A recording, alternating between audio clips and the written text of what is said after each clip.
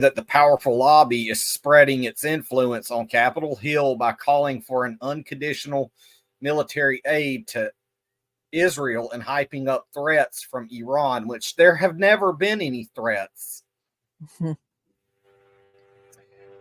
National Harbor, Maryland. This week, approximately 1,600 foot soldiers from AIPAC congregated inside the garish yet functional Gaylord National Resort and Convention Center for the PAC's annual policy conference. It took place this year amid Israel's bloody war in Gaza, which has left at least 30,000. Well, new reports are saying over 40,000 dead, and it's turning into a critical wedge issue in the 2024 elections. Netanyahu addressed attendees by videocast along with Israeli ambassador to the U.S., Michael Herzog. Oh, that guy. According to an incomplete speaker list, the entire Democratic and Republican leaderships in Congress delivered remarks.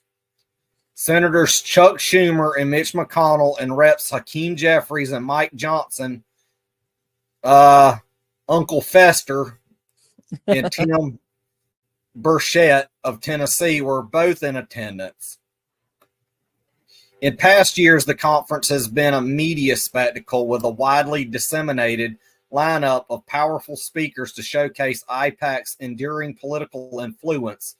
This year, however, it was locked down with few social media posts and broadcast speeches, largely because of the threat of disruptions from anti-war protests. Well, there should have been anti-war protests. The goal of this year's low-key gathering was to fire up attendees for AIPAC's 2024 agenda before sending them off to Capitol Hill to strong-arm Congress on supporting Israel. Ugh. The Prospect has obtained documents from the conference that preview the PAC's lobbying blitz on Capitol Hill this week. The documents reveal AIPAC's legislative strategy and talking points it will use to support unconditional $14 billion in military funding package, and thus far has been held up amongst other policy changes. They also include numerous positions on the aspects of the U.S. response to the war that has not been yet been made public, from abolishing the UN Relief and Works Agency for Palestinian refugees in the Near East to opposing recent restrictions imposed by the Biden administration on Israeli settlers. There is no mention of a two-state solution.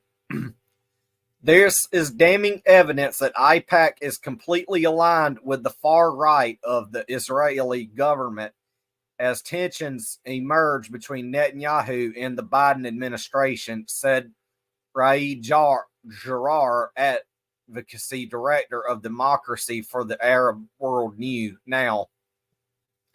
Though many of the policy positions are consistent with AIPAC's past advocacy, this trove of files offer a rare glimpse of the conversations the PAC holds with members of Congress behind closed doors and the arguments it's deploying. Though the primary motivation for the conference was lobbying, the event also informed members about the PAC's congressional spending plans. AIPAC has pledged to drop over $100 million on campaigns this election cycle to defeat any congressional candidates critical of Israel.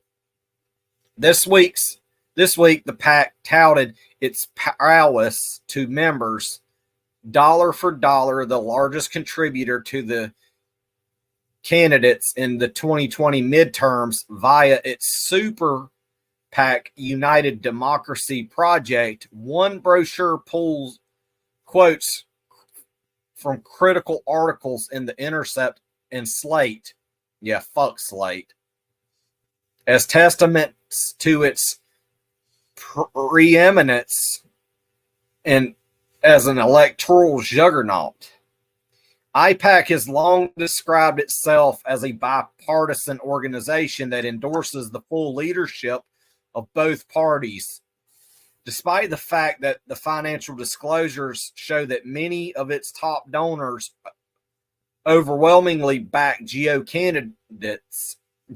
candidates, including Trump. Yet in 2022 and this year, almost all of AIPAC's electoral spending has come in Democratic primaries. This is a reason why leftists and progressives need to run outside of the two-party system. Exactly. At the conference, the lobby did not hide its slant in campaign funding. In one pamphlet given to conference attendees, the only featured Democrats were from safe blue state seats where they'd defeat more progressive anti-Israel candidates in the primary, such as Rep.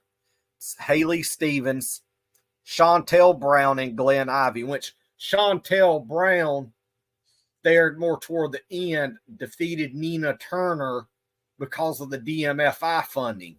Exactly.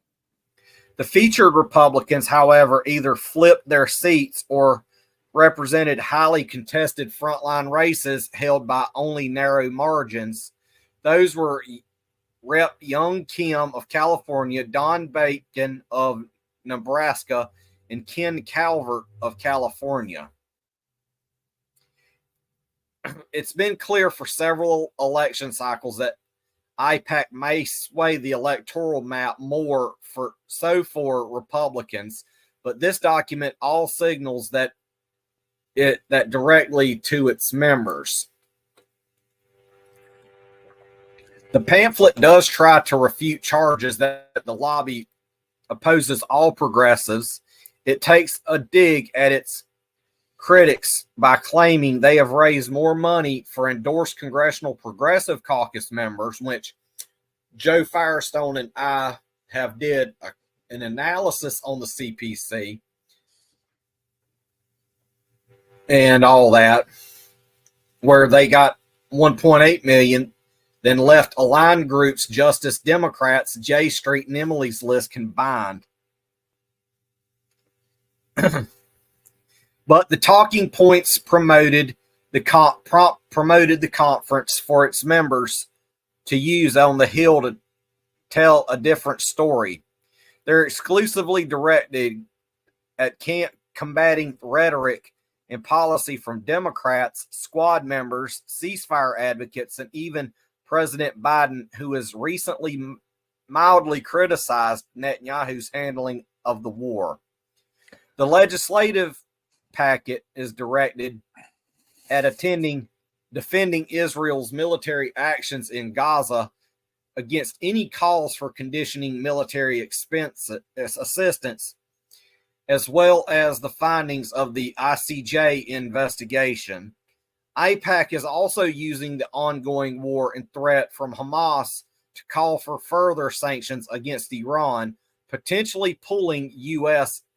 into a broader regional war, which we need to prevent. Mm-hmm.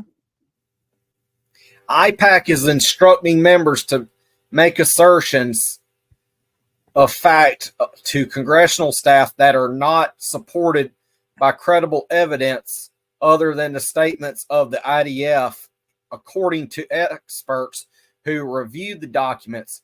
They're going to the Hill to repeat a foreign government's talking points, said Matt Duss at the Center of International Policy, a former policy advisor to Bernie Sanders, which is a sheepdog. Mm-hmm. The lobby files promote the familiar. So this is more proof that our country is not infiltrated by neither China nor Russia. China and Russia have not infiltrated our country. Israel has. Exactly. And AIPAC is a surefire proof that we are, in fact, infiltrated by a foreign adversary. Definitely. It's just not the quote unquote adversary you're told to believe it is. The two countries that have never once been a threat to us, but yet they want to ban TikTok for lies and all that.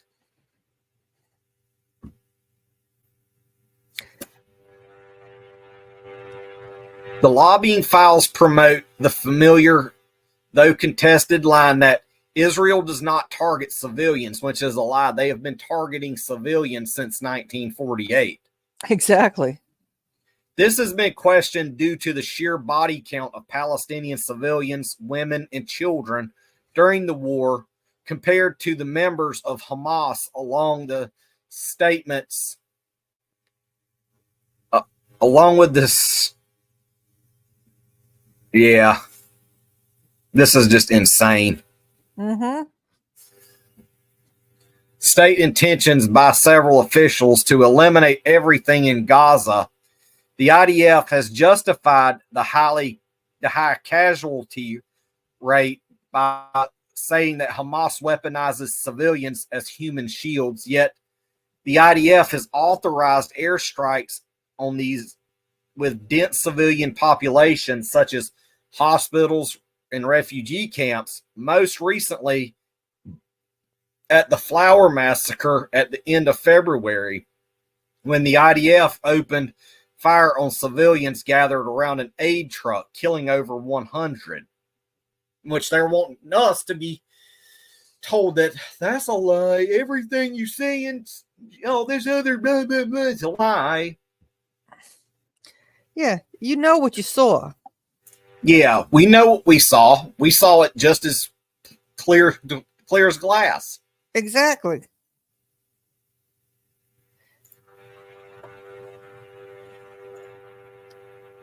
But even more controversial is that AIPAC is telling members of Congress that Israel is not blocking the delivery of aid to Gaza, which that's a lie. Exactly. We've eyewitnessed that. We've read about it. Eyewitness reports have witnessed all that. And reports of people that are starving in Gaza are false. Neither claim is supported by findings of international authorities nor recent actions undertaken by the U.S. government.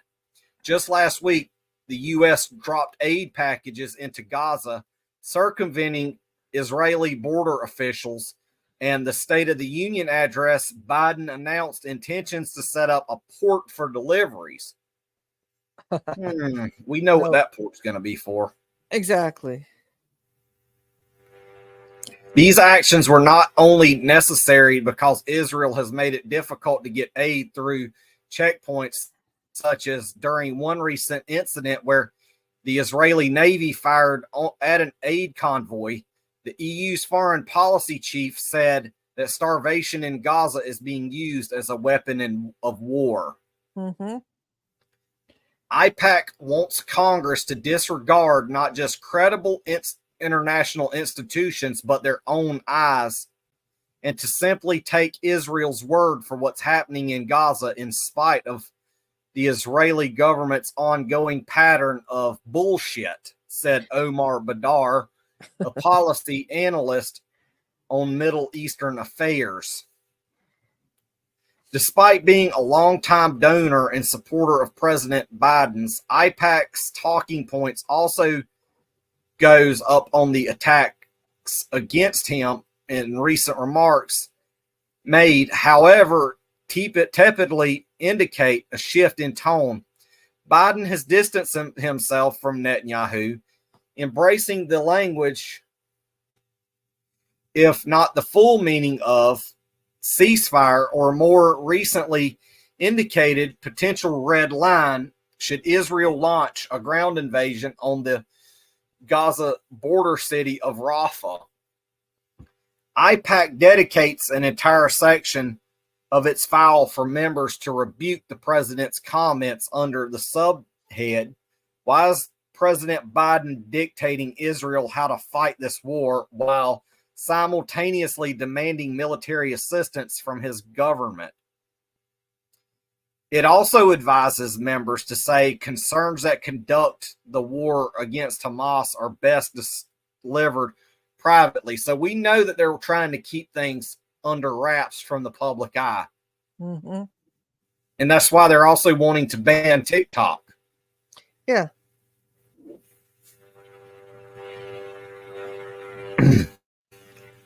The documents reveal numerous advocacy positions that AIPAC has not forthright about publicly. They include opposing the Biden administration's memorandum on arms sales in February, which merely asks for written assurances from countries receiving aid that they are complying with existing laws. They also oppose recent U.S. sanctions against West Bank settlers who have engaged in violence against Palestinians. AIPAC deems those measures unnecessary. Oh, Though really? AIPAC, pardon? I was gonna say, oh, really? It's okay, for terrorism against the Palestinians from anybody. Pretty much, that's what they're saying. Though AIPAC says it welcomes humanitarian assistance included in an emergency military package for Israel, it demands that none of that aid go through the UNRWA, even though the group has proven to be one of the most effective international vehicles for distributing assistance.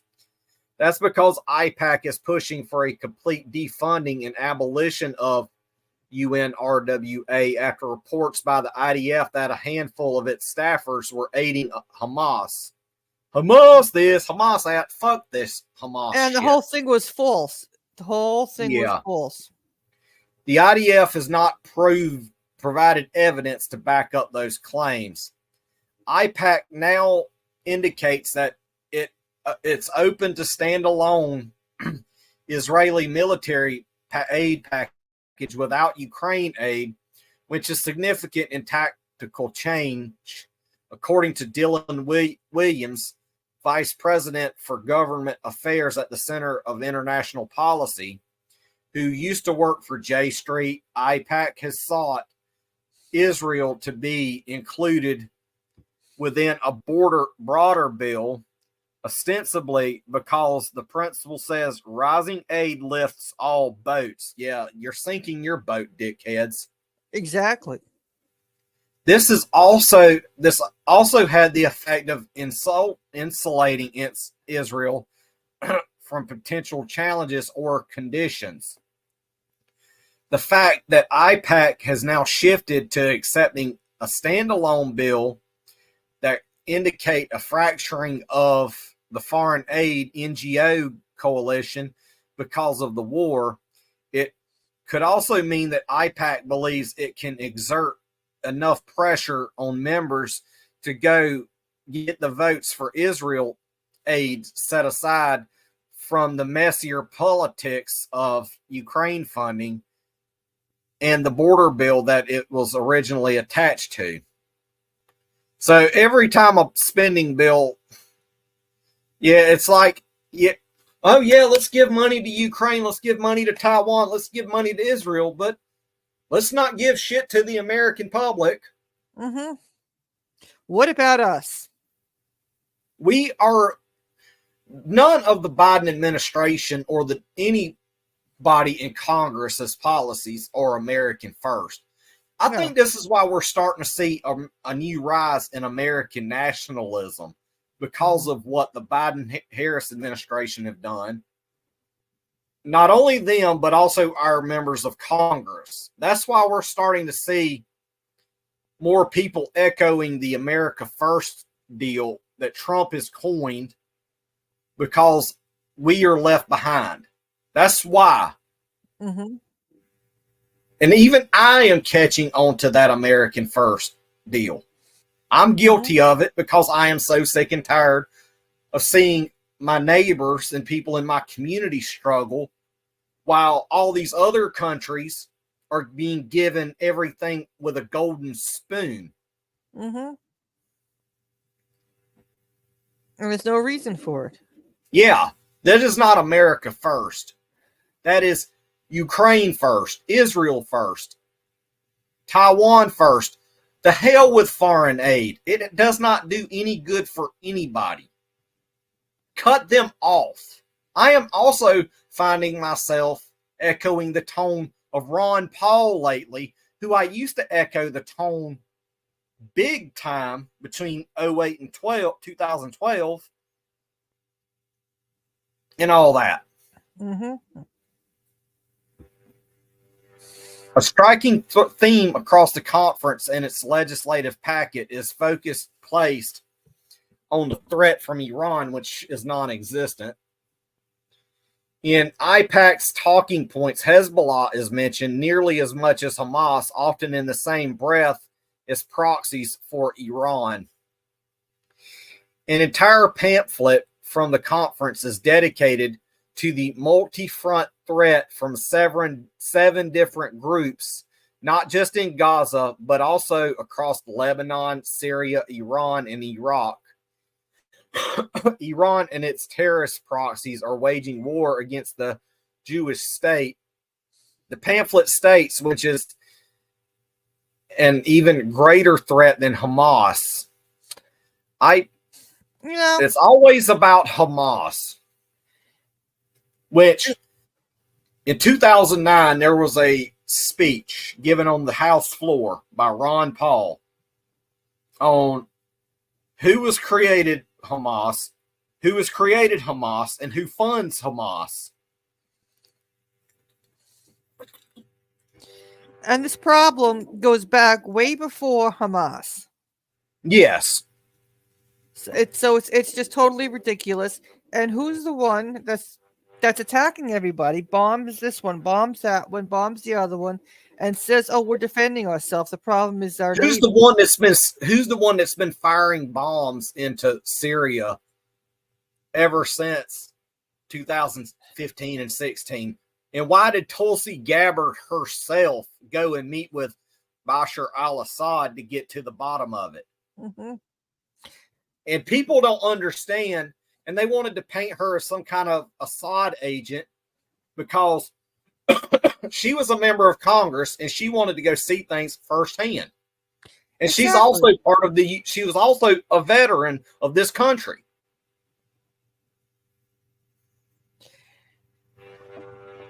All this stuff with Israel is making more people turn nationalistic because they're fed up with our money being sent over there while we get nothing. Now we get nothing. So you have all these people of Congress, you read their names, and they're meeting with the lobbyists for Israel. We've seen them how many times they take trips over to Israel. They sit and talk with Netanyahu, but that's all fine. But if Tulsi Gabbard or anybody else visits Syria or any other place, or even if you went over to Iran to talk with them, they'd have a fit. But it's okay to sit there with Netanyahu. And they made a shitting connection because Jill Stein was in a meeting with Russian President Vladimir Putin, and they also made a shitting fit over Tulsi Gabbard going over to meet with Bashar al-Assad. Isn't that what a nation's leader is supposed to do, is go and meet with these leaders of these countries? Yes, that's what they're supposed to do. It's here you have AIPACs dictating who enemies are supposed to be. But meanwhile, the big problem is the Israeli regime. That entity is the problem. Not wanting to get along with their neighbors, wanting to take over the whole region with the Greater Israel Plan. Exactly. And even, I was reading back here a few months ago. This is also hurting migrant workers that work in that region, especially in countries like Syria, Lebanon, Jordan, and Egypt. And especially in Syria and Lebanon, where the Philippine government had to pull all overseas Filipino workers out because of this. Mm-hmm. So this has hurt many national economies that rely on these remittances to lift their economies. AIPAC has long lobbied for more hawkish measures against Iran, but its talking points that it's now using the October 7th attacks and the current war as a pretext to push for greater U.S. involvement against the Islamic Republic. Other than military funding for Israel, the main pieces of legislation AIPAC is supporting both entail stronger actions to cut Iran off from the global economy, which it pushes them into the arms of Russia and China.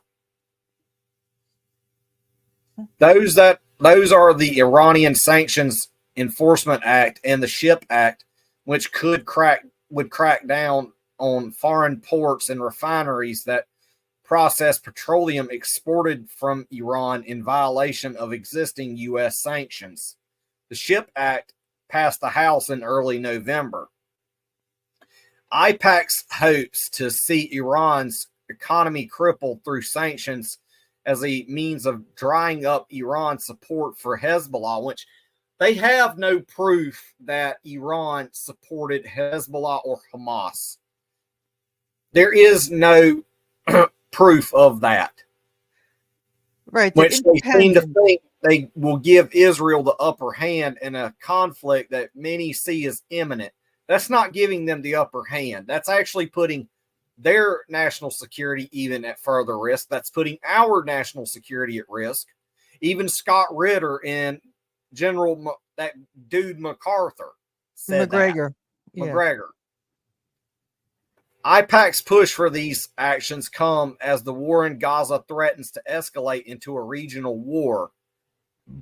Recently, Israel has exchanged rocket fire with the Shiite political party Hezbollah along its northern border with Lebanon, where the IDF reports it assassinated a key Hamas target.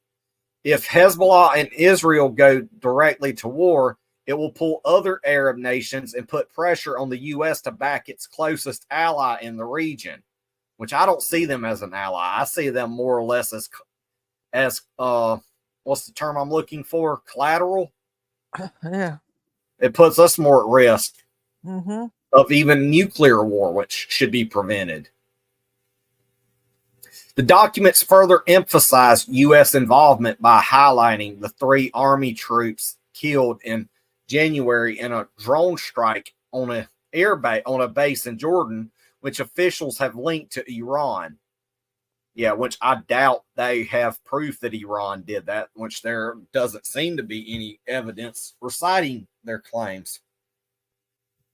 There is a repeated tactic we've seen where there's more attention on Israel's military actions against Palestinians and the occupation. The government pivots to fears about Iran, said Duss. At the beginning of the war, there was immediate speculation that Iran and China gave Hamas directives to carry out the October 7th attacks, though those claims were still unfounded. As public perception shifts against Israel, potentially pulling U.S. policy with it, AIPAC appears poised to drum up more threats about Iran's role in the war, which they have not presented any sort of evidentiary support. They haven't. And the proof is that basically Iran is independent. It's that these groups are independent themselves. That these are resistance groups resisting acts that are done to them by Israel. You know, Israel has been bombing into Lebanon, in his Hezbollah territory, for a while now. And what they fail to realize, these attacks are unprovoked. Syria is not provoking Israel. Lebanon is not provoking Israel. Jordan is not provoking them. Iraq has not provoked them.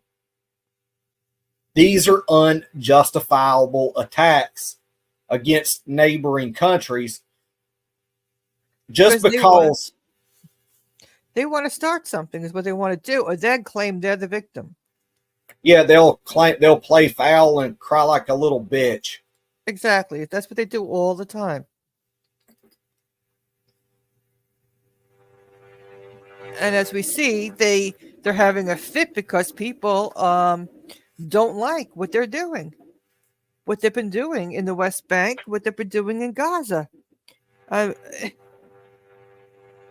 they somehow, they're fine with all that. Thinking it's, people should just stand with them as they terrorize and ethnically cleanse an area.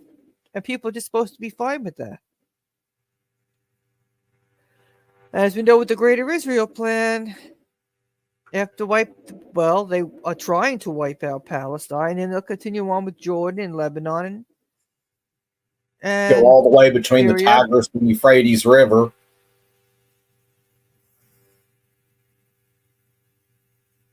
Like what Joe Logan just said, correct, is Iran is not our enemy. We are our own enemy by not fighting back. We are completely complicit. Yes, we are complicit in the illegal invasion in Iraq, Libya, Syria, Yemen.